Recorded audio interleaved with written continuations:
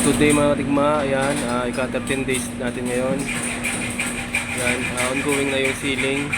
Tapos natakpan na rin natin yung mga dapat i-board up sa mga partition. Ayan dyan, gumagawa tayo nung design nung ceiling dyan, yung naka-arc ko. Ayan.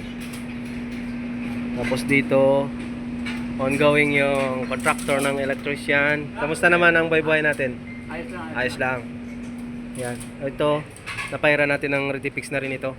So, ready na siya for tiling. Tapos, ongoing na rin yung laming niya. Ayan. Ayan siya. Ayan, mamaya pa yung iba. Papasok kapag close na yung mall. Ayan siya.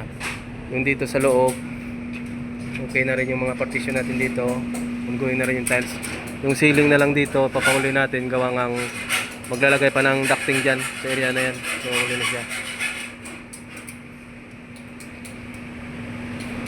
So, baka next week, kapag dumating yung tiles bukas, baka Biyernes, mag-umpisa natin ng tiles. So, ito, yung area na to, i-align pa ito mamaya. Hindi pa na-align yan. So, i-align pa yan. Tapos, papalagyan na natin ng may shadow line kasi yan. So, papalagyan na natin nung mga gypsum board yung paikot niya, perimeter area. Yan. Parang naka-drop ceiling kasi yan yung area na to. Okay, yan lang muna ngayon. Maraming salamat.